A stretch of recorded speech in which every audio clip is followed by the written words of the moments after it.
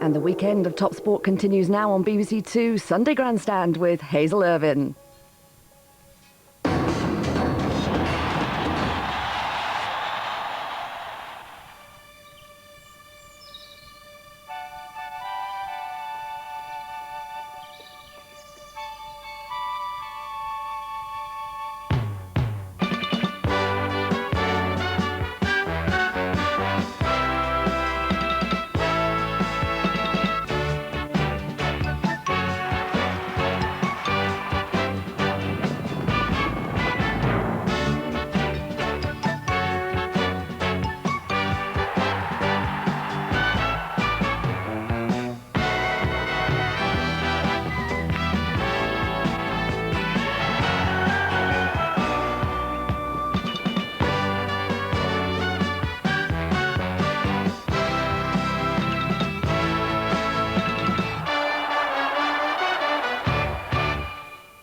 Hello, the world's Olympic hopefuls are already making their way down under, but it's not all one-way traffic. Oh no. Some of the Southern Hemisphere's greatest sportsmen have come north this weekend to Burghley. New Zealand's Mark Todd is considered the greatest three-day eventer in the sport's history.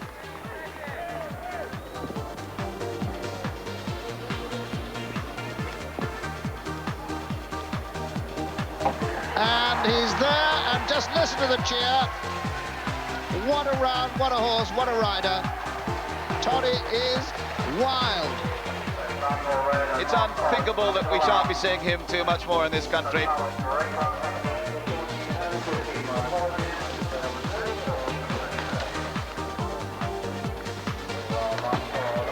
The two-time Olympic champion will bid Burghley goodbye this year and aims to bow out with a sixth victory at one of the world's premier horse trials.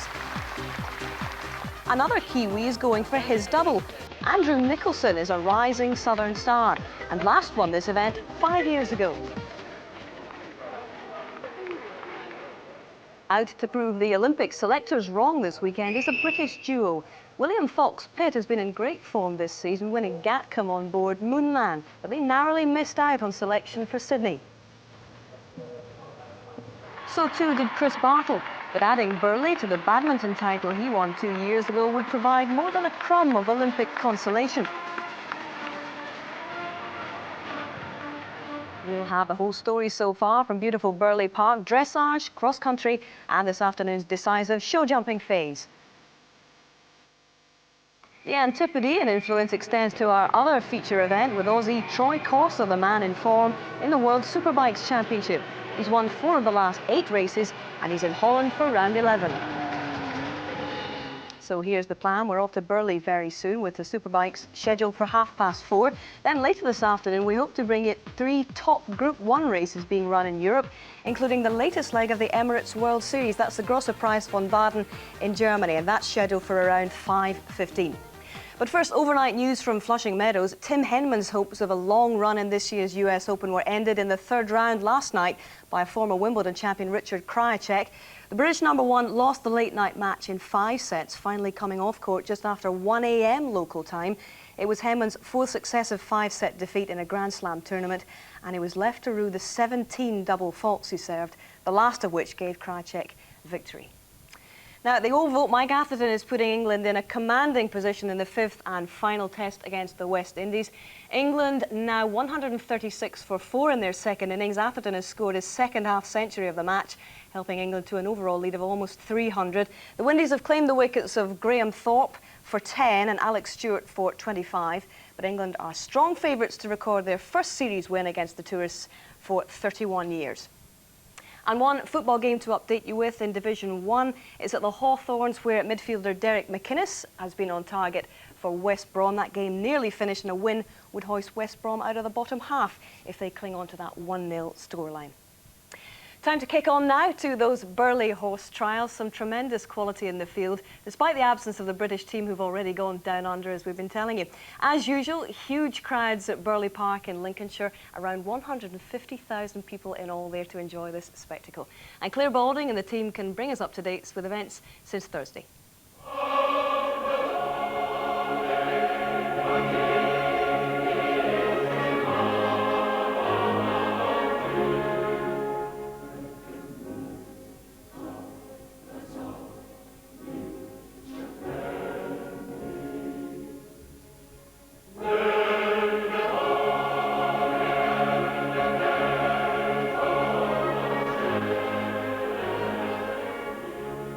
One of the best things about the eventing world is that it constantly takes you to settings that just make you go wow, and Burghley House is one of those. Now in its 40th year as a competition and still voted the best three-day event in the world. Over 100,000 visitors will turn up here to watch 100 competitors from 16 different nations as they tackle the different disciplines of dressage, cross-country and show jumping. Some of the familiar faces are missing. They're of course preparing for the Olympics in Sydney, but we still have a top quality field led by the defending champion and 5 times Burghley winner Mark Todd. He's riding here for the last time before retiring after Sydney. Other previous winners include William Fox Pierce, hot from his win at Gatcombe, and Andrew Nicholson, who won here in 1995 and will form part of the New Zealand Olympic team. Chris Bartle narrowly missed selection for the British team, but he's in great form. And of course, there's Veer Phillips, who will be keenly followed both locally and nationally as he aims to fulfil the challenge he set himself after his wife Polly died 12 months ago. With £20,000 first prize money, there is everything to ride for and a host of new talent bidding to make their mark. I definitely hope I've got a chance for a top 10 finish. He's a good horse, he's been here before, and we've got to give it a crack. I'm going to give it my best shot anyway.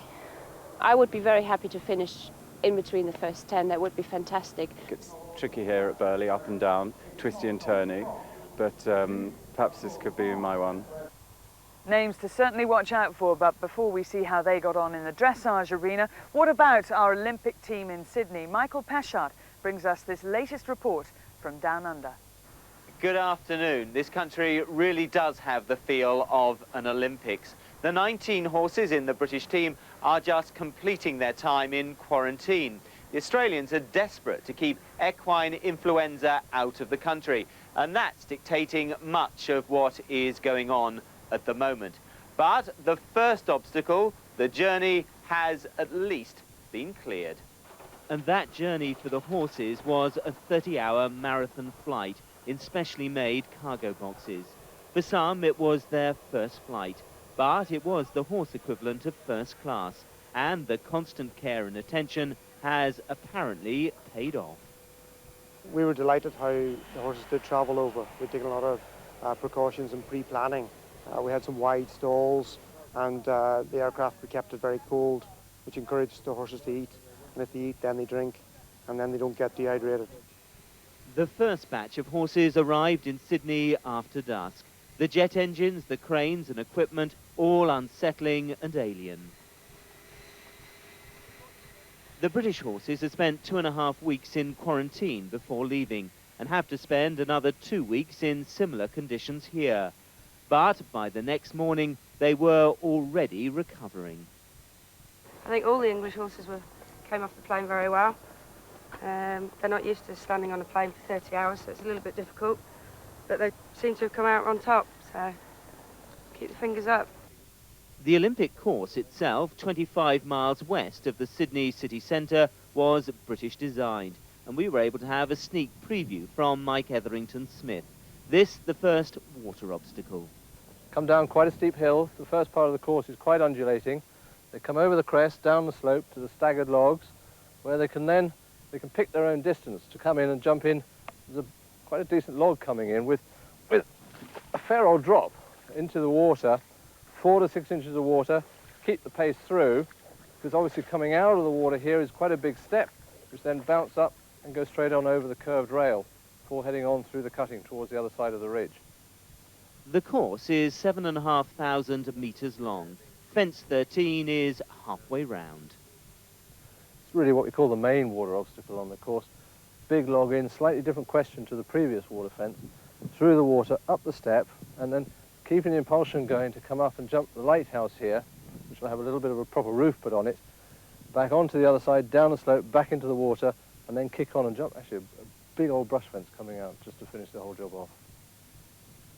13 minutes is the optimum time. The first part of the course is undulating, the second fairly flat. Over the next few days, these will be some of the most pampered horses in the world. Regular massages to get them over their journey and only light exercise. No other event poses such logistical problems. The course has been designed both for the world's best and those not so used to this level of competition. I think overall the severity of the course, I'm very pleased with the way it's turned out. Sure, we're still making one or two minor adjustments at the moment, but I think, you know, that it's got a good feel, a good flavour, plenty of questions, and hopefully the best team will come out on top. Well, at least the horses are all safe and fit. Not such good news, I'm afraid, on the riders, because Rodney Powell has broken his ankle. Lucinda Green, who's on the board of selectors, joins me now. And Lucinda, where does that leave our Olympic bid? Well, not as bad as it might be, because Ian Stark has Arakai, who will probably now go into Rodney Powell's place, as well as him riding JB in the team. But for Rodney's point of view, I can't believe it. That is seriously bad. Like, he'd even stopped riding his bicycle. He was so determined to keep himself right, and he was fit and ready to go. And it's really bad news for him. A really bad start then, but we hope that everybody can keep safe and sound between now and the start of the eventing competition in 2 weeks' time. Full coverage, of course, on the BBC. Let's now concentrate on events here at Burghley and what happened in the dressage. Lorna Clark can tell us. Well, for some of the most difficult section of the 3 days, the dressage, where the horses have to be accurate, obedient, calm and collected. Owen Moore always found this section quite easy, but never quite got where he'd like to in this game, and he'll really be trying to get into the first 3 today.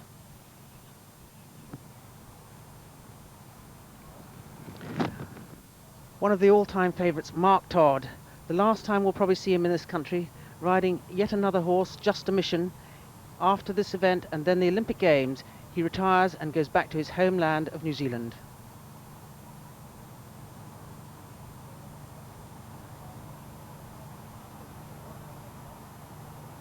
From Australia, Merrin Wallace on Gershwin, a newcomer to Burghley. Very elegant, attractive horse this, and a beautiful square halt there. Everything to go for as she does the rein back.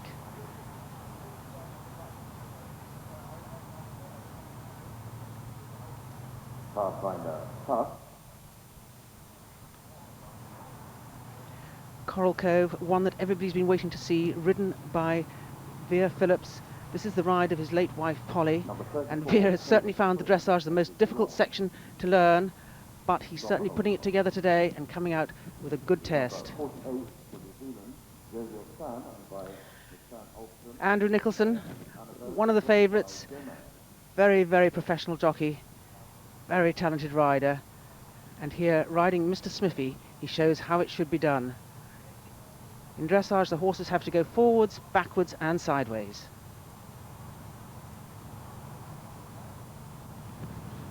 RG Renegade, Darren Cha-Cha from USA, another newcomer here, a very international field, everything to go for, £20,000 first prize, and these horses really looking fit and ready to go.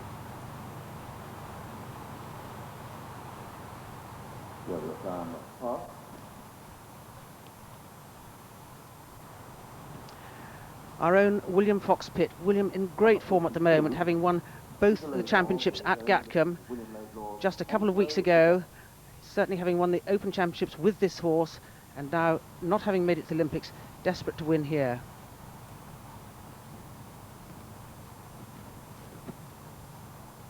Just a little naughty there.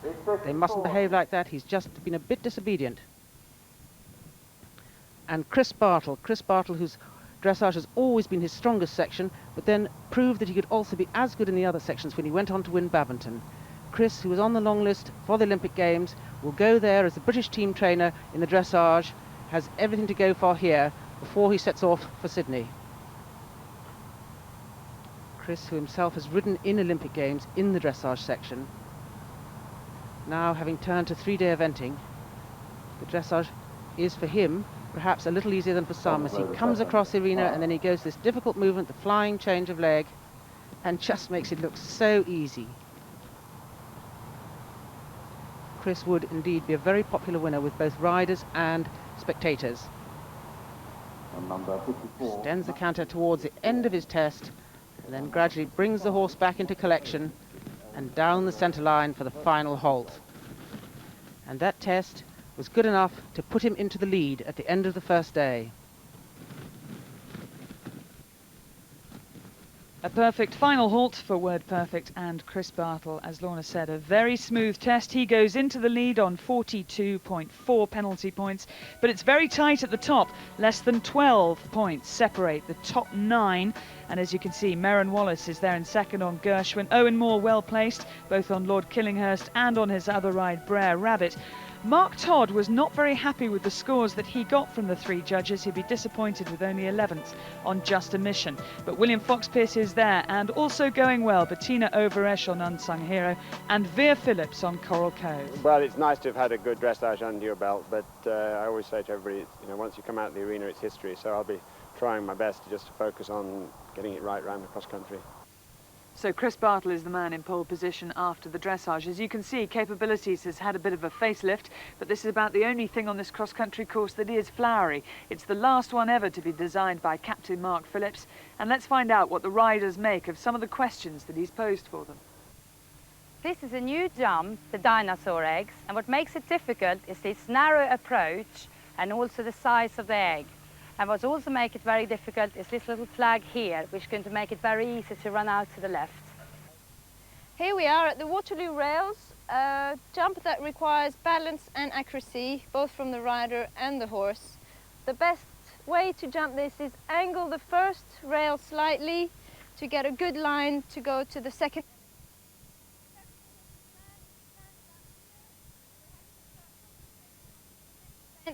Which is a narrow fence, and to avoid a run out to the left, keep hold of the right rein and hope that the horse keeps straight. With the 2 trout hatcheries behind us, you're now approaching one of the most serious fences on the course with a very steep downhill approach, the Irish Bank. The horses are going to get onto the forehand, they're going to be getting a longer stride, and what you really want is to get them right back on their hocks, get them up, and hopefully ask for a nice big jump up onto the bank so that you get the front legs out in front of you. So having got up onto the bank, you're landing into rising ground, which will literally stop the horses in their tracks. So you're going to have to kick across over the mound and ride for a good jump off over the ditch. So here we are at Keeper's Corners. We've got to, after a long galloping stretch, get them back together again because it's a real test of accuracy. Get a good shot over this, and then it'll be 4 strides down the bottom and really making sure that they stay absolutely focused on this fence so that they don't think about running out.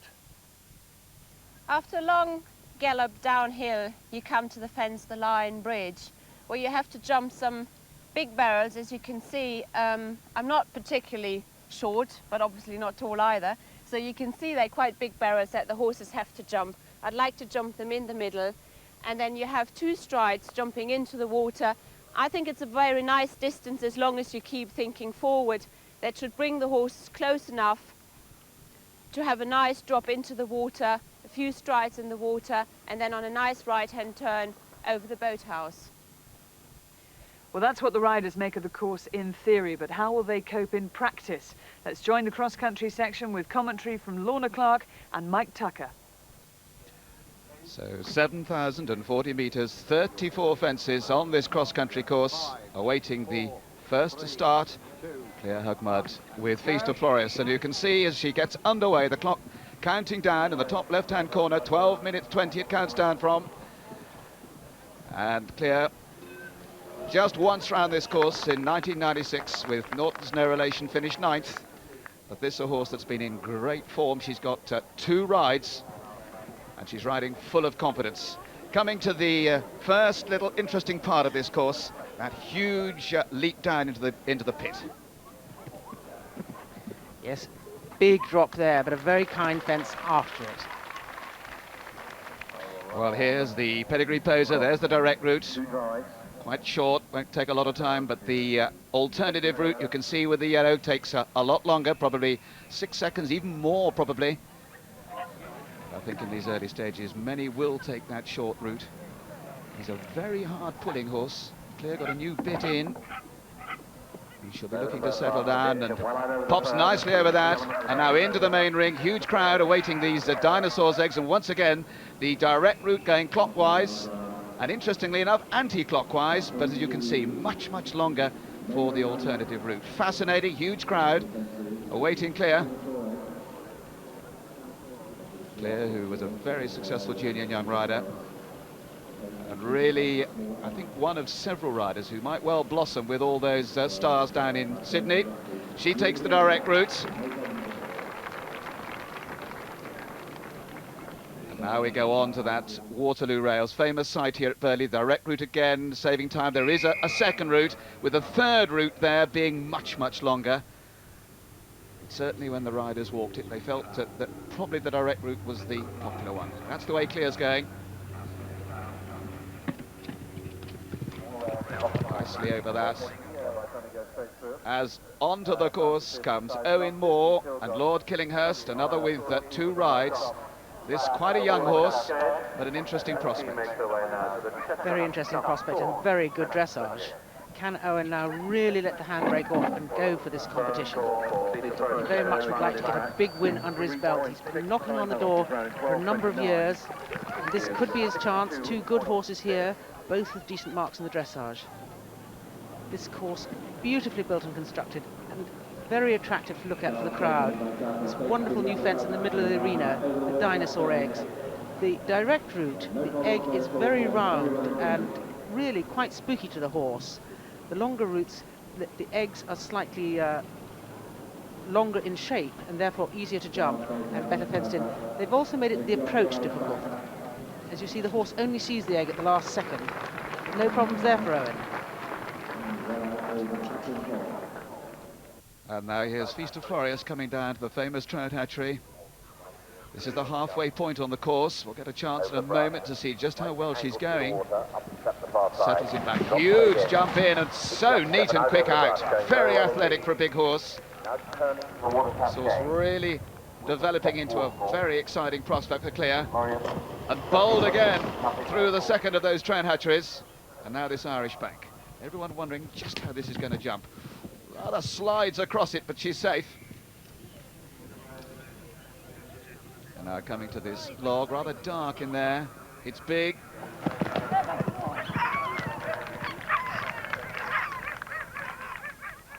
Now this horse seems to be gathering speed all of the way. Ahead of the clock at halfway as they come to capabilities cutting. Again, of course, part of this superb park at Burghley. Just a little different, one stride between them, down into that gully and out. She's going well. The riders who are watching this will enjoy it as we go on to Keeper's Corners, 2/3 of the way round, those direct corners. And then once again, the long way round, as you can see, lots of twists and turning, and probably, or as much as 10-15 seconds could be lost there. So here's Clear up those Keeper's Corners. And this horse giving her a great ride. I would think straight is the answer, and it is. And then what we call one of the rider fences that perhaps used there as a frightener to them. Huge ditch in front, but the horses make it jump so easily.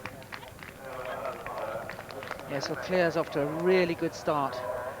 Captain Mark Phillips, course designer, and Philip Herbert, course builder, will be delighted to see this course being attacked in this way. She comes now to the podium's fence. You can take it in a straight line. I think most riders have opted to take 2 and then 1, or 1 and then 2, rather than risk the straight line, because if you get it wrong, you get 20 penalties, whereas this way you waste a little time, but it is allowed because the fences are numbered individually. So she turns back now to jump the 3rd element. You can see there the line if you should come through the direct route. Well, here's Lord Killinghurst, only a 9-year-old, which in terms of experience is really quite young. First time at this level, but he's got a very good jockey on board. I'll see to home one of his trainers. He's always been very complimentary of this man.